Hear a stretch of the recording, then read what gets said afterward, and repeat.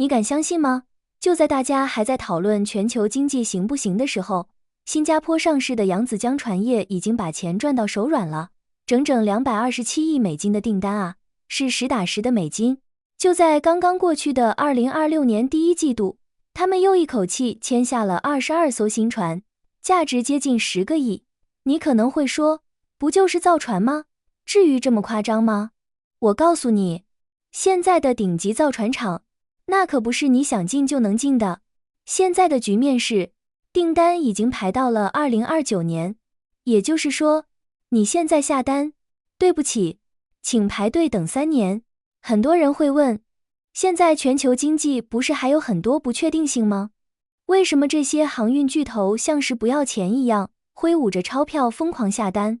这种爆表的状态，让曾经不可一世的韩国和日本造船厂感到前所未有的压力。这不仅仅是一次简单的商业扩张，更是一场关于未来的生存豪赌。扬子江船业精准地踩中了集装箱船绿色替换和邮轮老龄化的双重需求，把原本属于日韩的奶酪一口气咬下了最肥的一块。为什么全球的航运巨头宁愿等上几年，也要把订单塞给这家在新加坡上市的企业？这背后到底藏着什么不为人知的暴利逻辑？难道中国制造加新加坡资本真的已经无敌到了这种地步吗？这227亿美金背后到底有什么疯狂的野心？很多人看扬子江船业，只看到订单多，却没看到背后的精明。你以为他们是在拼命接单吗？错了。2026年，扬子江做了一个让同行看不懂的操作，他们主动下调了全年的接单目标。这就是高手和普通人的区别。他们现在玩的是槽位管理，说白了就是我有这么好的生产位置，我只给那些出价最高、利润最肥的订单。你看他们2026一季度的订单组合，17艘高效能集装箱船，全是针对绿色航线的，还有4艘邮轮，专门吃地缘政治导致的航线拉长红利。这种精准打击，让他们的毛利率稳稳地压在了 30% 以上。算一算，合同总价减去钢材和人工，剩下的全是纯利润。在2025年，他们净利润就狂飙了 30%， 赚了86亿人民币。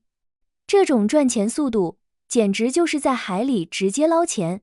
现在的扬子江不是在追求大，而是在追求贵。这种从规模到质量的深层转型，才是让竞争对手感到最绝望的地方。当你在为抢到一个订单沾沾自喜时，人家已经锁定了未来5年的利润天花板。说到扬子江，就不得不提它背后的定海神针——新加坡。2026年，新加坡大使港迎来了它最辉煌的里程碑。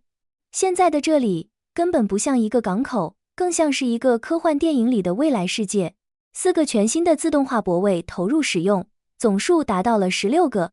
处理起那些超大型集装箱船来，简直像玩乐高一样轻松。最绝的是那个数字孪生系统，整个港口在虚拟世界里有一个一模一样的实时模型。船还没靠岸，系统就把补给、装卸、航道安排得明明白白，待港时间短到惊人。再加上全航道覆盖的 5G 网络、远程检查、无人驾驶船测试，这里就是全球航运的大脑。新加坡不仅是货物的流转站，它更是区域经济的引擎。从印尼的巴厘岛清洁能源倡议，到马来西亚巴生港的自动化转型，整个东南亚的航运生态都在围绕着新加坡这个核心在共振。这就是为什么航运巨头们扎堆往这儿跑，因为在这里，效率就是生命，数据就是金钱。2026年的全球造船业，虽然还是中日韩3足鼎立，但明眼人都看得出来，平衡已经倾斜了。中国造船厂现在手里攥着全球 71% 的订单，简直是规模霸权。尤其是在汽车运输船这种高端领域，中国占了90%以上的市场，而扬子江船业作为民营之光，简直就是个异类。它没有国企的冗余，决策快到惊人，成本控制更是到了骨子里。再看韩国，虽然他们靠着液化天然气 LNG 船的霸权，在2026年迎来了一个盈利爆发年，3巨头利润翻了3倍，但是危机已经近在咫尺。因为像扬子江这样的中国企业，已经开始大规模交付甲醇双燃料船，甚至开始切入高端液化气船市场。韩国引以为傲的技术壁垒正在变得像纸一样薄。至于日本，现在的处境更尴尬，市场份额掉到了不到 9%。由于缺人，成本高，日本船东现在甚至放着自家的厂子不用，跑来找中国厂订船。这场关于绿色能源和数字化的竞赛，日本已经开始退守小众市场，而韩国正在这场高强度对抗中苦苦硬撑。在这些千亿订单和科幻港口的背后，那是属于每一个平凡从业者的温度。2026年的新加坡，海事人才的身价水涨船高，一个懂 AI 的工程师月薪能拿到1万多新币，这确实很诱人。但别忘了，在造船厂的最底层，还有那些来自孟加拉等国的工人们，每一个跳动的数字背后，都是一个个鲜活的家庭，是他们的汗水撑起了这227亿美金的宏伟蓝图。当我们感叹扬子江的订单爆表时，别忘了，每一艘巨轮的背后，都是成千上万个家庭的生计，是顶层精英的数字化蓝图，也是底层工人的汗水交织，才构成了这个生机勃勃又充满挑战的东南亚航运生态。从扬子江的忙碌船务，到大势港落日下的自动化吊臂，我们感受到的不仅是商业的冷峻，更是生命力在每一波海浪中的同频回响。在这个充满挑战但也永远生机勃勃的时代，你觉得这种订单爆表的狂欢还能持续多久？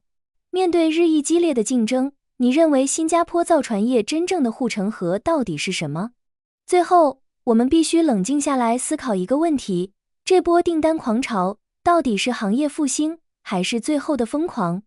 虽然扬子江的股价亮眼，但2026年的海面上已经出现了幽灵。为了应对脱碳法规，全球船东订了太多的绿色环保船。据预测，到2028年，交付的运力可能达到全球总量的1/3。如果全球贸易增速跟不上这个速度，2026年下半年运价很可能会出现断崖式下跌。再加上地缘政治的变数，比如美国那边提议要征收外国造船的港口费，这对中国造船厂来说绝对是个隐患。扬子江船业就像是东南亚经济的一个缩影，它强韧、敏锐，但也必须在周期的顶端如履薄冰。大势港的自动化塔吊在日落中缓缓移动，那是金钱流动的声音，也是时代更迭的叹息。在这个充满挑战的东南亚时区，我们见证了传奇，也必须守住底线。无论世界如何变迁，扬子江船业的这份成绩单已经让我们看到了中国制造的韧性和新加坡枢纽的力量。看完扬子江船业这份惊人的成绩单，你觉得这种订单爆发的盛况究竟能持续多久？如果运力真的过剩，下一个倒下的会是谁呢？在评论区分享你的观点，我们一起讨论。欢迎点赞订阅，我们下期视频再见。